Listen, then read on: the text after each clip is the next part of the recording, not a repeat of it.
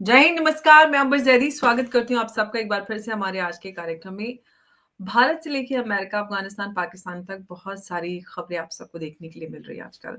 इतना कुछ हो रहा है कि आप एक खबर पे बात करें तो उससे पहले ही 4 खबरें आ जाती हैं और सिचुएशन इतनी ज़्यादा गंभीर होती जा रही है कि आप पूरे ताने-बानों को जोड़ने की कोशिश करें तो समझ में आता है कि इतना कुछ सिंपल नहीं है, बहुत कुछ हो रहा है। व्हाइट हाउस के बाहर नेशनल गार्ड्स पे जो सोल्जर्स हैं उन पे शूटिंग होती है और जो शूटिंग करने वाला है रहमानुल्लाह लखनवाल 29 साल का अफ़गानिस्तानी जो यूएस फ़ोर्सेस के साथ काम कर रहा था। 3-4 साल से वो यूएस में आराम से रह रहा था। अचानक से नेशनल गार्ड्स पे गोली उठाकर चला देता है और उसके बाद वो कहाँ है कुछ पता नहीं है। और उसके बाद ज़बीहुल्लाह मुजाहिद का जो स्टेटमेंट आता है जिसमें वो बताते हैं कि जो ये रहमानुल्लाह है, ये आईएसआई द्वारा ट्रेनिंग लेने के बाद सीआईए और यूएस फ़ोर्सेस के साथ काम कर रहा है और इस्लामाबाद के बाद वो अमेरिका पहुँचाया गया। तो जिससे ये पूरा स्पष्ट हो जाता है कि वैसे भी आईएसआई सीआईए के लिए काम करता है, ये इसमें कोई नई बात नहीं है। तो जो कुछ है वो अमेरिका और पाकिस्तान का फ़ॉल्स फ्लैग बताया जा रहा है। जब से खबर आई थी तब से ही दिमाग में क्लिक हो गया था कि अब कुछ अफ़गानिस्तान के लिए बड़ा होगा। तो ये एक बहाना है ताकि अफ़गानिस्तान के ऊपर अटैक किया जाए बगराम लेने के लिए और जो तालिबान है उनको पूरी तरह से डिस्क्रेडिट किया जाए। लेकिन ये और हम देख रहे हैं कि बहुत समय से पाकिस्तान जो है वो कुछ ना कुछ एक्टिविटीज़ कर रहा है टीटीपी के बहाने तालिबान के ऊपर या फिर हम कहें अफ़गानिस्तान के अंदर जो एयर स्ट्राइक करा जिसमें मासूम बच्चों और सिविलियंस को टारगेट किया जा रहा है। इससे पहले उन्होंने टीटीपी पर इतने बड़े हमले कभी नहीं किए। तो इस सब से देखकर आपको पता चलता है तो पाकिस्तान और अमेरिका मिलकर अफ़गानिस्तान पर बड़ा कुछ करने की साज़िश कर रहे हैं। ये तो बात हो गई इधर की। अब दूसरी तरफ की बात आ जाते हैं भारत की ईस्ट में। बांग्लादेश को आपको पता ही है कि काफ़ी दिन से बांग्लादेश और पाकिस्तान भी एक्टिवेट हो चुके हैं और भारत के ईस्ट में काफ़ी कुछ चल रहा है। सिलीगुड़ी कॉरिडोर को लेकर भी बहुत सारे अपडेट्स आ गए हैं और हम कई सारी खबरें, कई सारे अपडेट्स लगातार देख रहे हैं और पाकिस्तान को लेकर भी आपको पता ही है कि जो पाकिस्तान के जितने भी आतंकी हैं, वो एक्टिवेट होकर बांग्लादेश पहुँच चुके हैं और इस सब के बीच में शेख हसीना को लेकर भी जो एक्स्ट्राडिशन को लेके उनकी माँग ढाका से उठाई गई। भारत ने पूरी तरह से क्लियर कर दिया है कि हम शेख हसीना को बांग्लादेश के हवाले नहीं करेंगे। तो जो सारी चीज़ें हो रही हैं और बांग्लादेश के आने से जो खलीलुर रहमान आए थे भारत, उसके बाद वो दोहा गए, वहाँ पर और पहले जो उनकी अजीत डोभाल साहब से बात हुई उसमें शेख हसीना से लेकर सिलीगुड़ी कॉरिडोर सारी चीज़ों को लेकर क्लियर कर दिया गया कि कुछ भी वहाँ पर नहीं होना चाहिए। तो ये पूरी स्थिति है और अब खबर ये है कि जो दोहा में हुआ है, वो दिल्ली से मैसेज दोहा में उन्होंने कन्वे किया है। बहुत कुछ खिचड़ी पक रही है, इसी पे हम विस्तार से चर्चा करेंगे। उमेश जी भी हैं। उमेश जी, स्वागत है आपका। जय हिंद, नमस्कार। जय सिया राम अंबर जी। जय सिया राम उमेश जी। उमेश जी अ, हम पूरे रीजन को देखते हैं, इंडियन सबकॉन्टिनेंट में काफ़ी कुछ चल रहा है। क्या देख रहे हैं आप, क्या कुछ हो रहा है? बहुत ही एक तरह से जो स्थिति है रोचक रोमांचक होती जा रही है और इसके अंदर एक तरह से ये चेस बोर्ड नहीं है, चाइनीज चक्कर जैसा गेम चल रहा है भारत की ईस्टर्न बॉर्डर में भी और वेस्टर्न बॉर्डर में भी। और वेस्टर्न बॉर्डर में पाकिस्तान और अमेरिका मिलकर अफगानिस्तान पर अटैक करने की प्लान कर रहा है। इसके लिए जो अमेरिका जो अफ़गान नेशनल था, उसको भड़काया गया कि आप एनएसए के ऊपर वहाँ पर नेशनल सिक्योरिटी गार्ड्स पर हमला करिए। इमीडिएटली आप देखिए कि जो आइस के लोग हैं, वहाँ पे जो डिपोर्टेशन के लोग हैं, इमिग्रेशन के लोग हैं, वो मुस्लिम एरियाज़ में जाके धर-पकड़ कर रहे हैं और डोनाल्ड ट्रम्प ने इमीडिएटली 18 नेशन की एक लिस्ट बनाई है। थर्ड वर्ल्ड कंट्रीज़ के जितने भी नागरिक हैं, उनकी सदस्यता रद्द करने वाले हैं, उनको डिपोर्ट करने वाले हैं। ये एक तरह से डोनाल्ड ट्रम्प जो है जान मुझे तो ये लग रहा है कि सीआईए ने जानबूझ के सीआईए और आईएसआई ने जानबूझ के ये एक तरह से साजिश रची है, जिसमें अफ़गानिस्तान की जो सरकार है, उसको ब्लेम किया जाए। एक और एक जो इंसिडेंट होता है देखिए कि एक ड्रोन जो है, जो बताया जाता है मीडिया रिपोर्ट ये बोल रही है कि अफ़गानिस्तान से उड़कर वो तज़ाकिस्तान जाता है और तज़ाकिस्तान में जहाँ पर जो माइन्स हैं, वहाँ पर जाके एक्सप्लोड करता है जिसके अंदर 3 चाइनीज़ वर्कर्स मारे जाते हैं। तो एक तरह से जो अफगानिस्तान में तालिबान सरकार है, उसको एक तरह से उनकी ग्लोबल इमेज खराब करने की कोशिश की जा रही है। इससे पहले पाकिस्तान ने बोल दिया था अफगानिस्तान को, या तो हमसे रिकंसाइल कर लीजिए या हम आपका तख्ता पलट कर देंगे। जब भी अफगानिस्तान के कोई मिनिस्टर भारत आते हैं, तब पाकिस्तान ऐसे स्टेटमेंट्स देता भी है। वहां पर एयर स्ट्राइक कराता है जिसमें बच्चे और महिलाओं की मृत्यु होती है। फिर अभी जिस टाइम पे अफगानिस्तान के कॉमर्स मिनिस्टर आए थे और उन्होंने यहाँ से भारत और अफगानिस्तान के बीच में ट्रेड जो है उसके लिए एयर सर्विसेज चालू कर रहे हैं। आज तो बात हो रही है कि फार्मा डील भी हो चुकी है $100 मिलियन की। अफगानिस्तान ने भारत के इंडस्ट्रीज को बोला भी है कि आप भारत में आइए, आप अफगानिस्तान में आइए, हम आपको सारी सुविधाएं देने के लिए तैयार हैं। तो कहीं ना कहीं आप देखिए भारत की पैठ अफगानिस्तान में बढ़ती जा रही है। अब इस खबर में देखिए बांग्लादेश के एनएसए है खलीलुर रहमान, ये दोहा जाते हैं, ठीक है। दोहा जाने से पहले ये अजीत डोभाल से मिलते हैं। और सबको मालूम है कतर में जो है दोहा के अंदर अमेरिका का सबसे बड़ा बेस, जो मिलिट्री बेस, वो दोहा में ही है। वहां पर जाके उनकी खुफिया एजेंसी से बात कर रहे हैं और भारत का मैसेज उनको दे रहे हैं, सीआईए को, कि हम शेख हसीना को हम बांग्लादेश के सुपुर्द नहीं करेंगे। और उन्होंने एक तरह से वार्निंग भी जो है, अजीत डोभाल की वार्निंग भी कन्वे कर दी है सीआईए को, कि अगर वहां पर कुछ हुआ तो जो 22 किलोमीटर जो सिलीगुड़ी कॉरिडोर है उसको 220 किलोमीटर कर देंगे। भारत ने भी जो अपना जो ईस्टर्न सेक्टर है कि फोर्टिफाइड कर दिया है। हाशिमारा बेस में आज भारत के 75 फाइटर एयरक्राफ्ट वहां पर तैनात हैं। हमारे S-400 सिस्टम्स तैनात है। हमारा जो कंप्लीट जो मिसाइल डिफेंस सिस्टम है आकाश, वो भी तैनात है। तो भारत ने कंप्लीटली फोर्टिफाई कर दिया है अपना ईस्टर्न कॉरिडोर। और पाकिस्तान और बांग्लादेश के बीच में अभी ताल्लुकात भी इंप्रूव होते जा रहे हैं। हाफिज सईद को एक तरह से बांग्लादेश भेजा जाएगा, जहां पर जाके वो वहां पर जो आपत्तिजनक बातें करेंगे, भड़काऊ भाषण देंगे भारत के खिलाफ। और मुनीर भी अभी यही चाहते हैं कि भारत के खिलाफ एक ऑपरेशन किया जाए, जैसे 26/11 जैसा ऑपरेशन किया जाए, क्योंकि पाकिस्तान के अंदर इमरान खान की डेथ की जो गुंजाइश है वो बढ़ती हुई नजर आ रही है। लोग बता रहे हैं कि उनकी डेड बॉडी भी उधर नहीं है। अदालिया जेल के ऊपर कभी भी उनके सपोर्टर्स धावा बोल सकते हैं और सच्चाई सामने आ जाएगी कि इमरान खान की स्थिति क्या है, क्या वो जिंदा है, क्या उनका इंतकाल हो गया है। अगर ये होता है तो पाकिस्तान के अंदर मिलिट्री को प्रॉब्लम हो जाएगा। तो इसको डाइवर्ट करने के लिए भारत के ऊपर शीघ्र अतिशीघ्र वो कुछ ना कुछ अटैक करने की कोशिश करेंगे। इसी के लिए भारत ने एक खलीलुर रहमान के द्वारा सीआईए को मैसेज भेज भी दिया है। और एक चीज हुआ है आज। आज रशिया का एक प्लेन जो है वो इस्लामाबाद में नूर खान एयरबेस पे उतरा भी है। और कहीं ना कहीं मेरा ये मानना है कि रशियन इंटेलिजेंस एजेंसीज ने पाकिस्तान को बोला भी है कि अगले हफ्ते व्लादिमीर पुतिन आने वाले हैं, और जब व्लादिमीर पुतिन दिल्ली में रहे, कुछ भी ना करे, तो कहीं ना कहीं आप ये देखिए कि जो ये सब सिचुएशन बताते हैं कि मुनीर ने डिसाइड कर लिया है कि भारत के ऊपर वो अटैक करेंगे। सेकंड, आप ये भी देखिए, अभी इंटरनेशनल रिपोर्ट्स आ रही है कि भारत ने जैसे ही इंडस वाटर ट्रीटी को अबेंस में डाला है और उसकी जो वाटर सप्लाई है इरेगुलर हो गई है, जिसके कारण पाकिस्तान की इकोनॉमी में बहुत फर्क पड़ रहा है। वहां पे हाइड्रो इलेक्ट्रिसिटी पावर जनरेट नहीं हो रहा है, वहां पर इरिगेशन फैसिलिटीज इफेक्ट हो रही है, लोगों को एम्प्लॉयमेंट नहीं मिल रहा है और सारा जनजीवन अस्त व्यस्त हो चुका है। तो पाकिस्तान अंदर ही अंदर एक तरह से आप समझ लीजिए पाउडर केक के ऊपर है।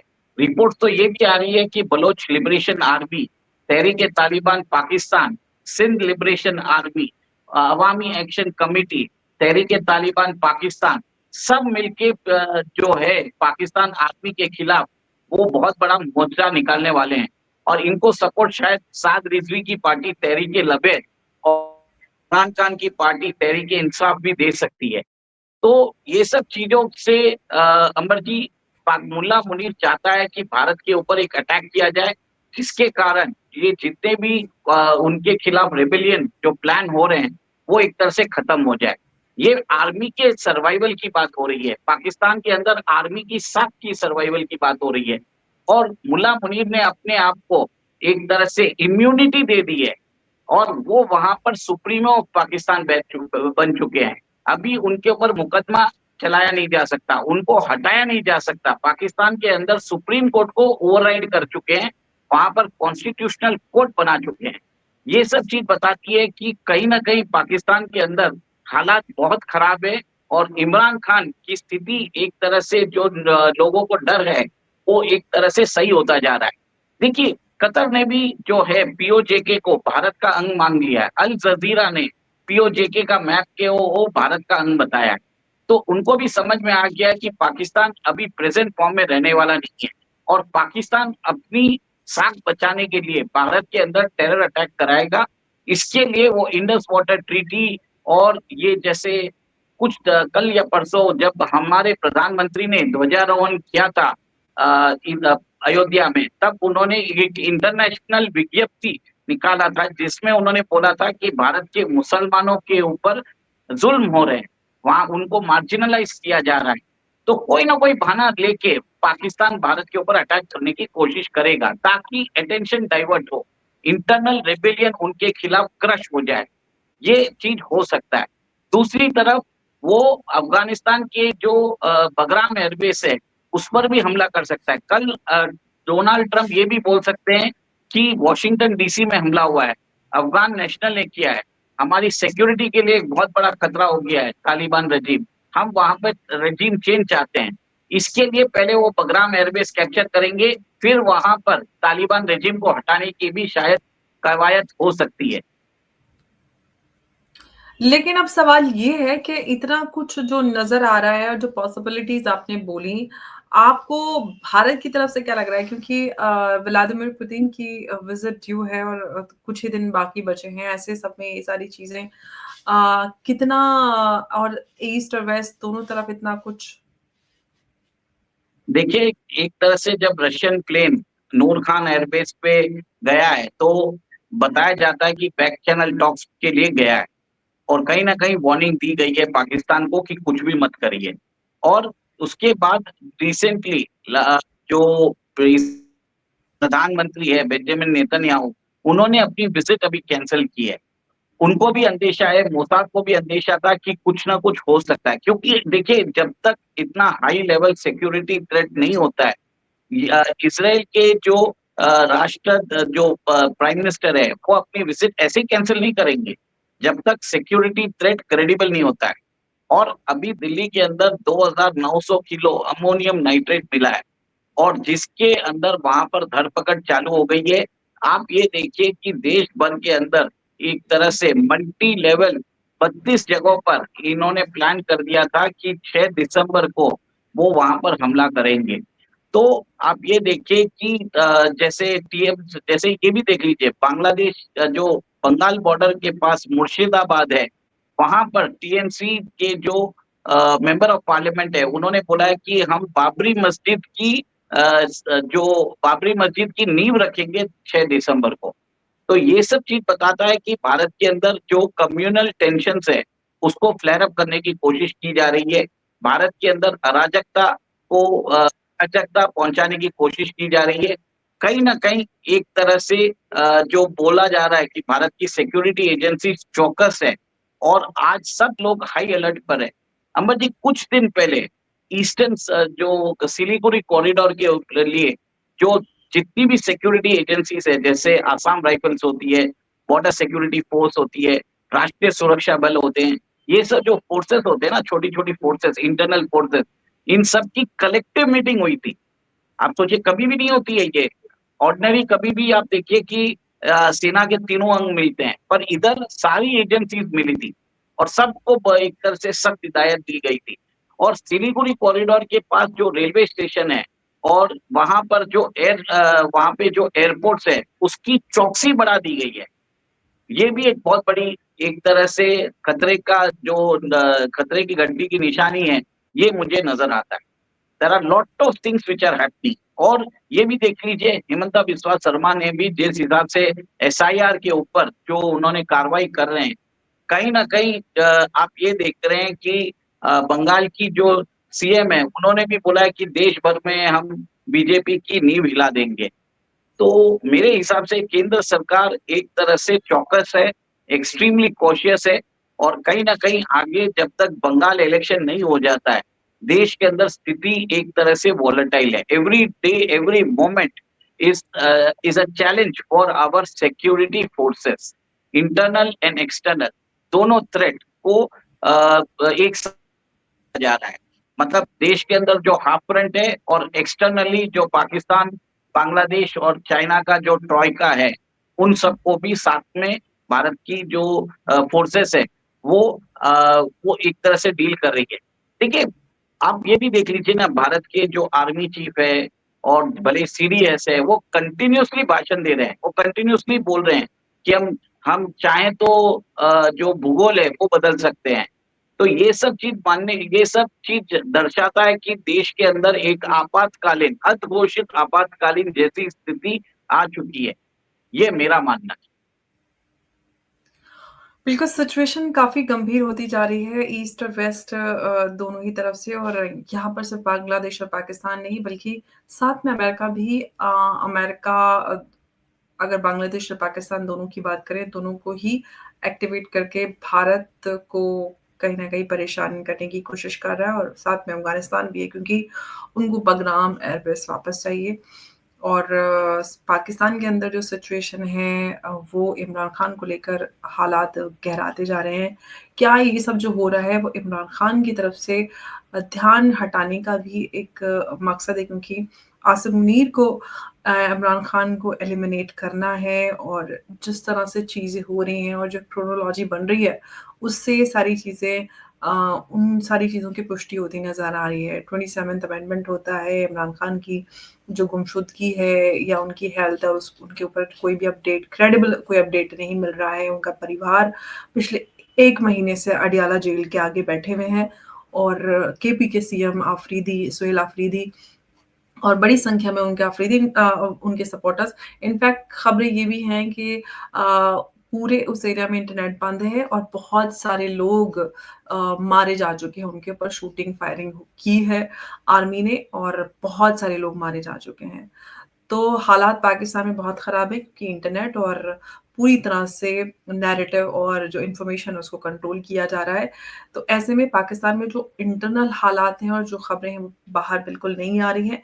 लेकिन इमरान खान की गुमशुदगी को लेकर जो खबरें हैं और जो कहीं न कहीं अफ़वाहें रहीं, वो अब मज़बूत होती जा रही हैं और जितना समय आगे बढ़ता जा रहा है उस इन इन रूमर्स को, इन अफ़वाहों को और ज़्यादा मज़बूती मिल रही है। उनके बेटे कासिम खान ने भी ट्विटर पर लिखा कि उनके जीवित होने के कोई आसार नज़र नहीं आ रहे हैं, समझ नहीं आ रहा है और इस पर क्लैरिटी दी जाए।